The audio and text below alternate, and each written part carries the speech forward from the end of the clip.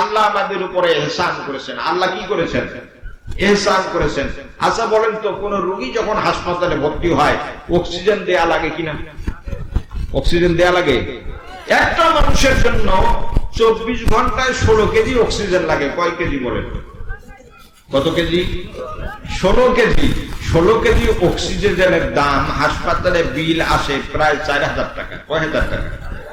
24 ঘন্টায় কয় কেজি লাগে? 16 কেজি অক্সিজেন লাগে।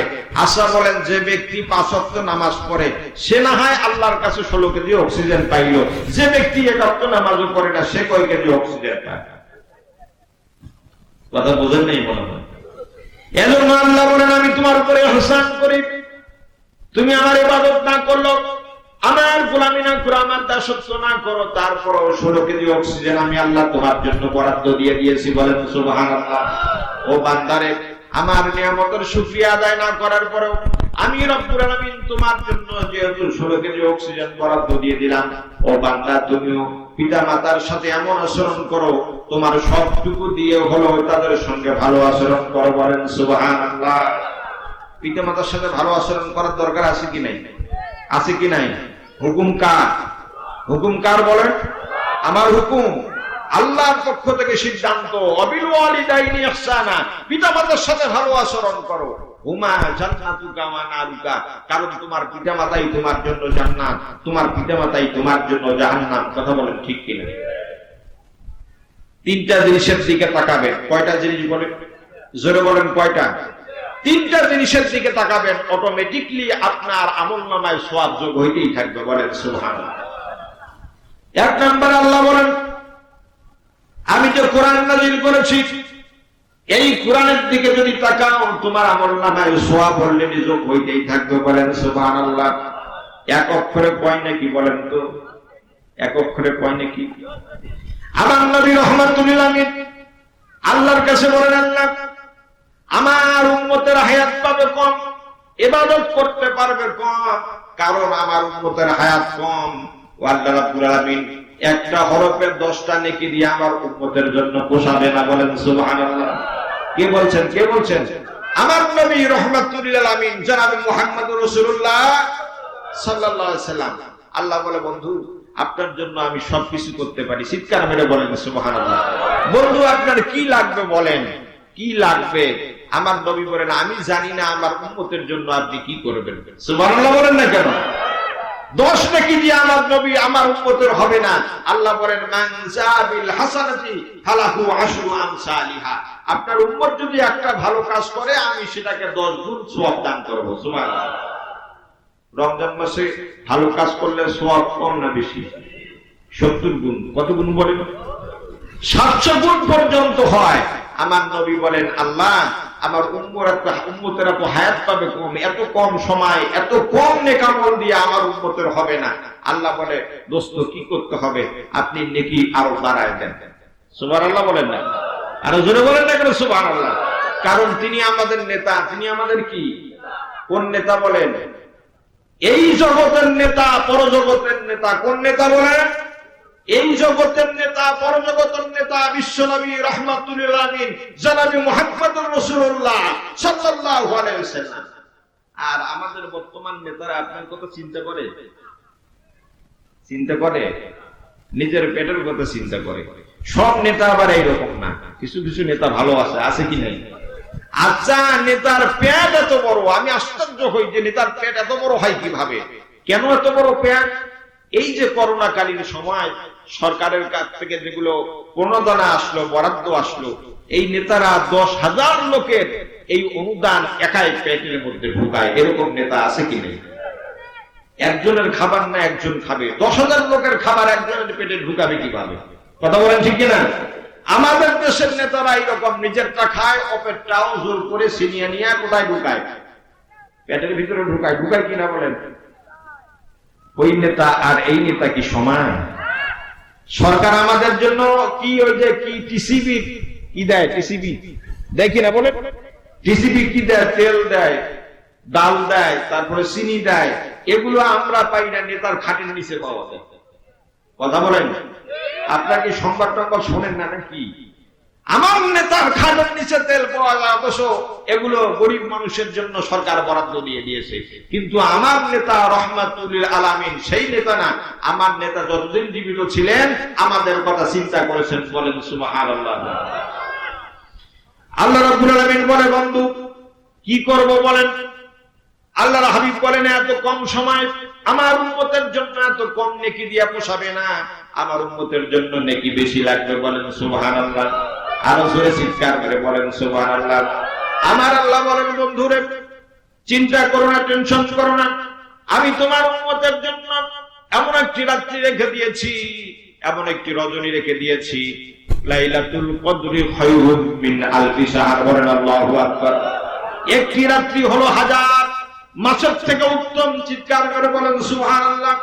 এজন্য আল্লাহ রাব্বুল আলামিন বলেন, নবী চিন্তা করবেন না, আপনার উম্মতের জন্য কোনো টেনশন করবেন না, আমি আল্লাহ রাব্বুল আলামিন আপনার উম্মতের জন্য অপরিমিত নেকির ব্যবস্থা আমি আল্লাহ অলরেডি করে রেখে দিয়েছি। বলেন সুবহানাল্লাহ। আরো জোরে বলেন সুবহানাল্লাহ। নেকি বেশি কার? আমাদের। আমাদের নেকি বেশি? কথা বলেন না কেন? নেকি বেশি কার? আমাদের নেকি বেশি কার বলেন? আমাদের। অন্যান্য নবী রাসূলগণ হায়াত বেশি পাইছে, কিন্তু আমরা হায়াত কম পাইছি। কিন্তু নেকি হায়াত কম হইলো পাওয়ার, এই কথা বলেন না কেন? হায়াত কম হইলো পাওয়ার বেশি। বাস্তব একটা উদাহরণ দিলে আপনারা বুঝতে পারবেন। আমাদের দেশে নির্বাচন হয়, পার্লামেন্টারি নির্বাচন। আমাদের দেশে প্রধানমন্ত্রী যিনি হয়নি কয় বছর ক্ষমতায় থাকে? জোরে বলেন, কয় বছর? আচ্ছা, 5 বছর যখন সময় মেয়াদ উত্তীর্ণ হয়ে যায়, তারপরে আর একটা সরকার আসে, তার নাম কি? তত্ত্বাবধায়ক সরকার। গোল। তত্ত্বাবধায়ক সরকার কি 5 বছর থাকে? কয় বছর থাকে? জোরে বলেন, জোরে বলেন, আরো জোরে। প্রধানমন্ত্রী থাকে 5 বছর ক্ষমতায়, তত্ত্বাবধায়ক সরকার কতদিন থাকে? মাত্র 3 মাস। আচ্ছা বলেন তো, প্রধানমন্ত্রীর ক্ষমতা বেশি না তত্ত্বাবধায়ক সরকারের ক্ষমতা বেশি? সময় কার বেশি? হায়াত কার বেশি? হায়াত বেশি কার বলেন? প্রধানমন্ত্রী। আরে কথা বলেন না কারণ হায়াত বেশি কার? প্রধানমন্ত্রী কয় বছর থাকে? তত্ত্বাবধায়ক সরকার কয় বছর? এই কথা বলেন, কয় বছর? বছর না, মাত্র 3 মাস। বাংলাদেশে এইরকম নজির আছে, দুজন প্রধানমন্ত্রীকে তত্ত্বাবধায়ক সরকার জেলের ভিতরে ঢুকাইছে। কথা বুঝাইতে পারি নাই মনে হয়। তাহলে ক্ষমতা বেশি কার? হায়াত বেশি কার? হায়াত বেশি প্রধানমন্ত্রীর, ক্ষমতা বেশি। কথা বোঝেন নাই? হায়াত বেশি প্রধানমন্ত্রীর, ক্ষমতা বেশি। আল্লাহ বলে, বান্দারে তোমরা বলো এমন নবীর উম্মত, হায়াত কম পাবা, ক্ষমতা বেশি থাকবে। চিৎকার করে বলেন সুবহানাল্লাহ। হায়াত কম, ক্ষমতা বেশি। হায়াত কম, ক্ষমতা বেশি কার? আমাদের। কার? জোরে বলেন কার? আমাদের। হযরত ইদ্রিস আলাইহিস সালাম। ইদ্রিস আলাইহিস সালাম নাম শুনছেন আপনারা? ইদ্রিস আলাইহিস সালামের সাথে একজন ফেরেশতার খুব ভালো সম্পর্ক হলো। ফেরেশতাকে বলল ইদ্রিস যে, দেখো বন্ধু, তুমি তো আসমানে আসমানে ঘুরে বেড়াও, তা আমারও ইচ্ছা করে আমি একটু আসমানে যাইতাম। ইদ্রিস আলাইহিস সালাম যখন ফেরেশতাকে এরকম প্রস্তাব দিলেন, তো ফেরেশতা বলেন, দেখো তোমাকে তো আসমানে নিয়ে যাওয়ার ক্ষমতা আমার। আল্লাহর কাছে পারমিশন নিতে হবে, যদি পারমিশন গ্রান্টেড হয় তাহলে তোমাকে আমি আসমানে নিয়ে যাব। ইদ্রিস আলাইহিস সালাম বলেন, ঠিক আছে, তুমি আল্লাহর কাছে পারমিশন নিয়ে আসো। ইদ্রিস আলাইহিস সালাম ফেরেশতাকে পাঠালেন কার কাছে? কি নেয়ার জন্য? পারমিশন নেয়ার জন্য। আল্লাহ বলেন, ঠিক আছে, পারমিশন দিয়ে দিলাম, ইদ্রিসকে আসমানে নিয়ে যাও। বলেন সুবহানাল্লাহ। আরো জোরে বলেন সুবহানাল্লাহ। এই ফেরেশতার সাথে ইদ্রিস আলাইহিস সালাম আসমানে গেলেন। প্রথম আসমানে যাওয়ার পরে প্রথম আসমানে গেটে একজন দারোয়ান আছেন, নাম হলো ইসমাইল। নাম কি বলেন? ইসমাইল। এই ফেরেশতা ইসমাইল আলাইহিস সালাম, ওই ফেরেশতা ইসমাইল আলাইহিস সালাম যে প্রথম ফেরেশতা, ওনাকে প্রথম আসমানে যে ফেরেশতা ওনাকে ডাক দিলেন, প্রথম আসমানের দরজা খুলে দাও। কেন? কেন দরজা খুলে দেব? আমার সঙ্গে ইদ্রিস নবী আসতে। কেন আসতে? কোথায় যাবে? বর্ডার ক্রস করলে তো পাসপোর্ট লাগবে। কি লাগবে? কি লাগবে বলেন? ইসমাইল বলতেছে, তোমার সাথে যিনি আসছে ওনার কি পাসপোর্ট আছে? হ্যাঁ, আল্লাহ তাআলা ওনাকে পাসপোর্ট দিয়ে দিয়েছে। মানে কি? অনুমতি। অনুমোদন দেওয়া হয়েছে আসমানে যাইতে পারবে। আসমানে গেছে, এমন করে সব আসমান ঘোরার পরে ওই ফেরেশতাকে ইদ্রিস আলাইহিস সালাম বলতেছে, ও বন্ধু, আমার খুব ইচ্ছা আমি একটু জান্নাতের ভিতরে ঢুকতে চাই। বলেন সুবহানাল্লাহ। আর জোরে বলেন না কেন সুবহানাল্লাহ? আল্লাহর ফেরেশতা বলল, ঠিক আছে, আসো, তোমাকে জান্নাতের ভিতরে নিয়ে যাব।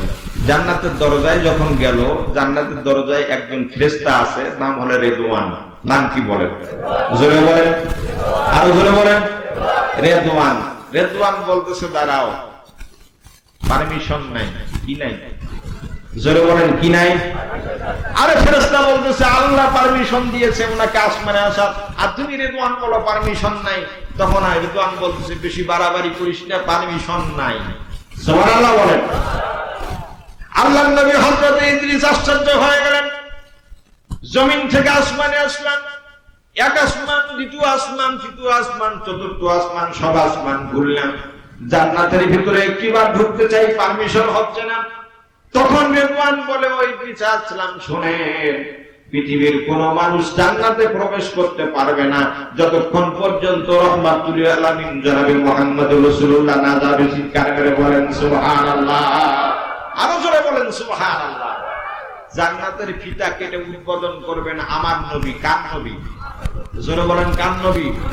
আমরা কোন নবীর উম্মত? আল্লাহু আকবার, আল্লাহু আকবার। হায়াত কম কি বেশি? আবার কম, পাওয়ার বেশি, ক্ষমতা বেশি। আমাদের ক্ষমতা কার বেশি? অন্যান্য নবী রাসূলের উম্মতের থেকে আমাদের ক্ষমতা আল্লাহর কাছে অনেক বেশি। আমরা যে ইবাদত করব, আল্লাহ বলে, বন্ধু চিন্তা করিয়েন না, আপনার উম্মত শুধু ইবাদত করবে, আর আমার সওয়াবের খাজানা তো আমার কাছে বিগয়রি হিসাব, আমি হিসাব ছাড়া তাদেরকে নেকি দান করব। চিৎকার করে বলেন সুবহানাল্লাহ।